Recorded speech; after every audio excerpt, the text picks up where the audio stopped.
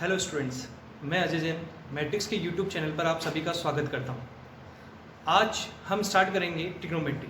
ये ट्रिग्नोमेट्री का पहला लेक्चर होगा। मैं आपको ट्रिग्नोमेट्री में कुछ बारे में बताता हूं। आपने सुना होगा ट्रिग्नोमेट्री के बारे में और कई बार आपके माइंड में क्वेश्चन आया होगा कि ट्रिग्नोमेट्री क्यों यूज़ की जाती है। तो मैं आपको बताता हूँ कि ट्रिग्नोमेट्री एक्चुअली बहुत बड़ी बड़ी बिल्डिंग्स, बहुत बड़ी बड़ी इमारतें और काफ़ी बड़ी बड़ी डिस्टेंसेस को कैलकुलेट करने के यूज़ किया जाता है। अगर आप सोचो कि कभी कुतुब मीनार की डिस्टेंस हाइट कैसे फाइंड की गई होगी, अगर आप सोचो कि कभी बुर्ज खलीफा की हाइट कैसे फाइंड की गई होगी, अर्थ और मून के बीच में डिस्टेंस कैसे फाइंड की गई होगी, इन सभी की डिस्टेंसेस और हाइट्स को फाइंड करने के लिए जो कॉन्सेप्ट यूज़ किया गया था वो ट्रिग्नोमेट्री था। कहीं ना कहीं उसमें ट्रिग्नोमेट्री का कोई रोल था। तो trigonometry is very useful to in our real life. हम ऐसा समझ सकते हैं। बेसिकली हम समझते हैं कि ट्रिग्नोमेट्री है क्या। ट्रिग्नोमेट्री मैथमेटिक्स की वो स्ट्रीम है जो कि ट्राइंगल से रिलेटेड मेजरमेंट्स पर बेस्ड। आप इसके नाम को डिवाइड करके भी इस चीज़ को समझ सकते हैं। आप जानते हैं ट्रिग्नोमेट्री की जो स्पेलिंग है दैट इज TRIGONOMETRY। इस स्पेलिंग को मैं 3 पार्ट में डिवाइड करता हूँ। That is TRI plus GON plus METRY। Okay, just in case. So, tri means 3, guns means sides, and metry means measurements. So basically, trigonometry is a stream of mathematics which focus on the measurements of polygon having 3 sides, and the polygon having 3 sides is known as triangle. आप सभी जानते हैं और हम भी जानते हैं कि ट्राइंगल ही एक ऐसा पॉलीगन है जिसमें 3 साइड्स होती हैं। ओके, तो बेसिकली हम क्या समझ सकते हैं कि ट्राइंगल के अंदर ही ट्रिग्नोमेट्री अप्लाई हो सकती है। अगर आप बात करें क्वाड्रेटल, पेंटागन, हेक्सागन या multiple sides, many more sides वाले पॉलीगन्स की, तो उनमें ट्रिग्नोमेट्री अप्लाई नहीं हो सकती। ट्रिग्नोमेट्री केवल ट्राइंगल में ही अप्लाई हो सकती है। अब दूसरा क्वेश्चन कि ट्रिग्नोमेट्री किस टाइप के ट्राइंगल में एप्लीकेबल हो सकती है, तो कहीं आपका आंसर हो सकता है राइट एंगल ट्राइंगल। लेकिन मैं बता दूं, ये सिर्फ राइट एंगल ट्राइंगल में ही नहीं, किसी भी टाइप के ट्राइंगल में एप्लीकेबल हो सकती है। ट्रिग्नोमेट्री के बारे में बताया आपको, trigonometry is a stream of mathematics which focus on the measurements related to the triangle. Okay, हमारी जो स्टडी है वो केवल राइट एंगल ट्राइंगल पर ही फोकस्ड है। तो हम इस चैप्टर के दौरान जो कुछ भी पढ़ेंगे वो राइट एंगल ट्राइंगल को कंसिडर करके ही पढ़ेंगे। राइट एंगल ट्राइंगल, आप जानते हैं कि एक राइट एंगल ट्राइंगल क्या होता है। एक ऐसा ट्राइंगल जिसमें एक एंगल 90 डिग्री हो उसे हम राइट एंगल ट्राइंगल बोलते हैं। ठीक है, लेट्स सी।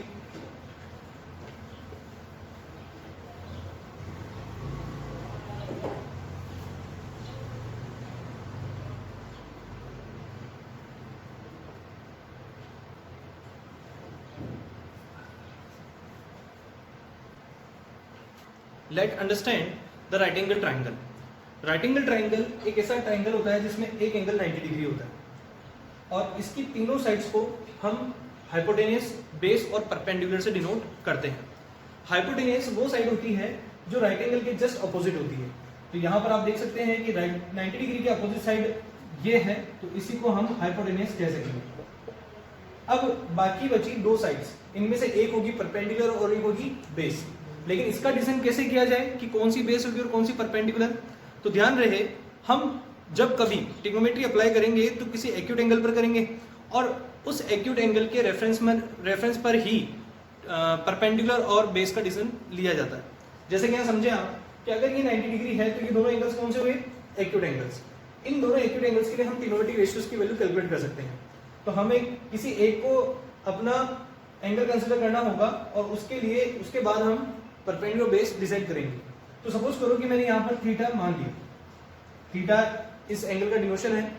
तो इस थीटा के लिए जो अपोजिट साइड होगी वो ये वाली है, दैट्स व्हाई अभी इस केस में परपेंडिकुलर ये होगा और बेस ये होगा। कैसे, तो मैंने आपको बताया कि हाइपोटेनस हमेशा फिक्स है जो कि हमेशा 90 डिग्री के अपोजिट साइड होगी, लेकिन बेस और परपेंडिकुलर इस बात से होगा कि कौन सा एक्यूट एंगल चूज किया गया। जो भी एक्यूट एंगल हम चूज करेंगे उसके जस्ट अपोजिट साइड को हम परपेंडिकुलर कहेंगे और उस एंगल के एडजेंट साइड को हम बेस कहेंगे। मैं एक बार लिख देता हूं, that perpendicular is opposite side two acute angle and base is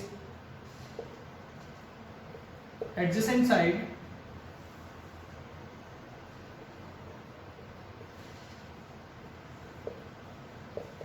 to acute angle.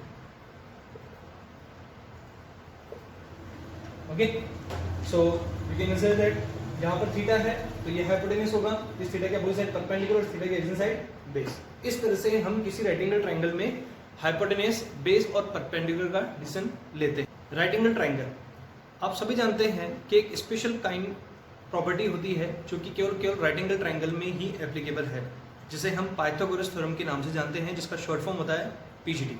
आपने आज से पहले कई बार ऐसे क्वेश्चंस में इसको यूज किया होगा, कई क्वेश्चंस में यूज किया होगा। तो पीजीटी क्या है? पीजीटी है दैट किसी भी राइट एंगल ट्रायंगल में सबसे बड़ी साइड का स्क्वायर बाकी दोनों साइड्स के स्क्वायर्स के सम के इक्वल होता है। तो हमें पता है कि एक राइट एंगल ट्रायंगल में सबसे बड़ी साइड हाइपोटेन्यूज होती है और बाकी दोनों साइड्स होती है परपेंडिकुलर और बेस। तो अकॉर्डिंग टू स्टेटमेंट कि सबसे बड़ी साइड का square which means that hypotenuse का स्क्वायर बाकी दोनों साइड्स के स्क्वायर्स के सम के इक्वल, इसका मतलब base square plus perpendicular square.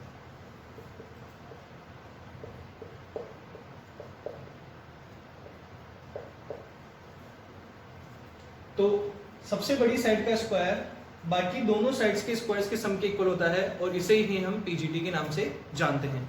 ये बहुत इंपॉर्टेंट थ्योरम है एज बिकॉज क्योंकि अगर किसी राइट एंगल ट्रायंगल में हमें कोई भी दो साइड्स के मेजरमेंट गिवन हो और हमें थर्ड साइड का मेजरमेंट फाइंड करना हो तो हम इस प्रॉपर्टी को यूज करके बहुत इजीली फाइंड कर सकते हैं। मैं आपको बता दूं, बाकी सभी ट्रायंगल में ऐसा कोई पॉसिबिलिटी नहीं है। मींस हम ऐसा जरूरी नहीं है कि दो साइड्स गिवन और थर्ड साइड फाइंड कर सकें। केवल राइट एंगल ट्रायंगल में ही ऐसा पॉसिबल हो पाता है कि हम दो साइड्स के बेसिस पर थर्ड साइड इजीली फाइंड कर सकते हैं और जिस कॉन्सेप्ट को हम यूज करते हैं उसे बोलते हैं हम पीजीटी। तो हम देखते हैं कि कैसे अगर हमें दो साइड्स पता है और तीसरी साइड फाइंड करनी हो तो कैसे किया जाएगा। इसके लिए हम एक एग्जांपल लेते हैं। So students, let's see an example. मैंने यहाँ पे एक क्वेश्चन लिया, in a triangle ABC angle B is 90 degree, AC equal to 13 centimeter and AB equal to 12 centimeter and we have to find BC। मतलब एक triangle है ABC जिसमें angle B 90 degree है, AC 13 सेंटीमीटर है, AB 12 centimetre और आपको BC find करना है।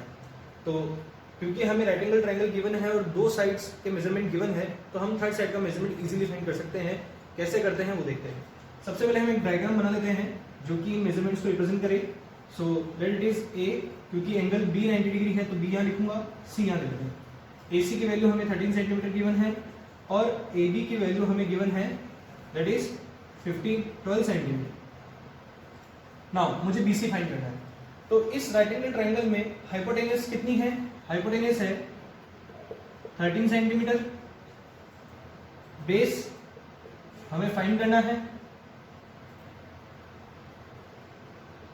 एंड परपेंडिकुलर है 12 सेंटीमीटर।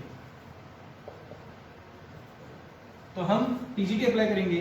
बाय पीजीटी हम जानते हैं कि हाइपोटेन्यूज का square base square plus perpendicular square होता है। तो hypotenuse square that means 13 square is equal to base square find करना है and perpendicular square that is 12 square. 13 square is 169 equal to b square plus 144। So b square is equal to 169 minus 144. So b square is equal to 25, which means that b is equal to root 25. So b is equal to 5 centimeter. Here b denotes the base और यहाँ base क्या है? BC। तो BC की value हो जाएगी 5 centimetre. तो देखा आपने कि किसी राइट एंगल ट्रायंगल में हमारे पास अगर दो साइड्स गिवन हो तो हम कैसे थर्ड साइड फाइंड कर सकते हैं। स्टूडेंट्स, एक और एग्जांपल देखते हैं जिससे कि हम पाइथागोरस थ्योरम और कॉन्सेप्ट ऑफ परपेंडिकुलर बेस को अच्छे से समझ पाएं। Let's see.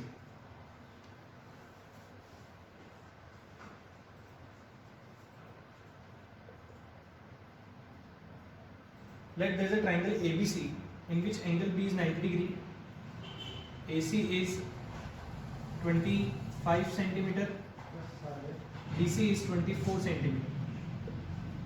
Okay, now हमें बताना है कि एंगल ए के लिए परपेंडिकुलर का मेजरमेंट कितना है और बेस का मेजरमेंट कितना है, एंगल सी के लिए परपेंडिकुलर मेजरमेंट कितना है और बेस का मेजरमेंट कितना है। आप समझिए कि अगर एंगल ए के लिए हमें परपेंडिकुलर बेस दोनों बताना है, उसके लिए हमें कहीं ना कहीं थर्ड साइड की जरूरत होगी, और क्योंकि राइट एंगल ट्रायंगल है तो हम इजीली थर्ड साइड फाइंड कर सकते हैं जब हमें दो साइड्स गिवन हो। तो यहाँ हमें गिवन है AC और BC, जिससे कि हम AB फाइंड करेंगे। लेट्स सी, तो हम बात करते हैं PGT की। सो बाय PGT मैं लिख सकता हूँ कि हाइपोटेन्यूज का square is equal to base square plus perpendicular square. तो हाइपोटेन्यूज यहाँ पे 25 है, बेस मैं अभी इसी को मान लेता हूँ। जब तक हम कोई एक्यूट एंगल की बात नहीं करेंगे तब तक बेस और परपेंडिकुलर के बारे में कुछ भी डिसीजन ले सकते हैं। मींस अभी मैं ना एंगल ए के रेस्पेक्ट में बात कर रहा हूँ, ना एंगल सी के रेस्पेक्ट में बात कर रहा हूँ, मैं अभी पूरे ट्रायंगल को कंसीडर करके बात कर रहा हूँ। तब बेस और परपेंडिकुलर आप इन दोनों में से किसी भी एक साइड को ले सकते हो। ओके, हाइपोटेन्यूज हमेशा फिक्स है, that will be opposite to 90 degree angle. Now base square is 24 square plus p square, so it is 625 is equal to 576 plus p square. So p square is equal to 625 minus 576. So p square is equal to 49. Hence p is equal to 7 centimeter. तो इस तरह से हमने AB की value calculate कर ली, that is equal to 7 centimetre. अब हमें angle A और एंगल C दोनों के लिए परपेंडिकुलर और बेस के मेजरमेंट बताने हैं। तो मैं बात करता हूँ फॉर एंगल A, जो परपेंडिकुलर होगा वो कौन सी साइड होगी? तो एंगल ए के अपोजिट साइड कौन सी है? BC। तो परपेंडिकुलर BC होगी, और परपेंडिकुलर BC होगी तो मैं लिख सकता हूं it is equal to 24 centimetre. और अगर बेस की बात करूं तो बेस एंगल ए के लिए ऐसी साइड कौन सी है? AB, that is equal to 7 centimetre. अब मैं बात करता हूं फॉर एंगल C। तो एंगल C के लिए मैं परपेंडिकुलर की बात करूं तो परपेंडिकुलर कौन सी साइड होगी? एंगल C के लिए अपोजिट साइड है AB, इस वजह से परपेंडिकुलर होगा AB जिसकी लेंथ है 7 सेंटीमीटर, और बेस होगा BC, क्योंकि यही वो साइड है जो C के एडजेसेंट में है। So BC is equal to 24 centimetre. तो देखा आपने, हमें एक ट्रायंगल गिवन था जिसमें एंगल B 90 डिग्री था, AC की वैल्यू 25 सेंटीमीटर और BC की वैल्यू 24 सेंटीमीटर, और हमें पता लगाना था कि एंगल A के लिए परपेंडिकुलर और बेस का मेजरमेंट क्या है और एंगल C के लिए बेस और परपेंडिकुलर मेजरमेंट क्या है। तो हमने देखा कि हमें इस क्वेश्चन का आंसर फाइंड करने के लिए कहीं ना कहीं AB की वैल्यू फाइंड करनी पड़ेगी, और उस AB की वैल्यू हम PGT के थ्रू फाइंड कर सकते हैं। हमने थर्ड साइड फाइंड किया, उसके बाद में एंगल A और एंगल C के लिए कॉन्सेप्ट को यूज करके बेस और परपेंडिकुलर मेजरमेंट फाइंड करेंगे। तो इस तरह से आप भी किसी भी राइट एंगल ट्रायंगल के अंदर अगर आपको किसी एक्यूट एंगल के रिस्पेक्ट में बेस और परपेंडिकुलर फाइंड करने के लिए कहा जाए तो इस कॉन्सेप्ट का यूज करके आप फाइंड कर सकते हो। आई होप आपको आज का वीडियो समझ में आया होगा और आपको इस वीडियो को पसंद भी किया होगा। तो अगर आपको ये वीडियो पसंद आया है तो इसे प्लीज़ लाइक करें, अपने फ्रेंड्स के साथ शेयर करें, और हाँ, हमारे इस चैनल को सब्सक्राइब करें ताकि आप आने वाले वीडियोस के साथ जुड़े रहें, आपको उनकी नोटिफिकेशन मिलती रहे, और इस चैनल के बेल आइकन पर भी आप क्लिक करें जिससे कि आपको नोटिफिकेशन बराबर मिलती रहे और आप नए नए वीडियोस देखकर अपनी नॉलेज को इंक्रीज कर सकें। Thank you so much.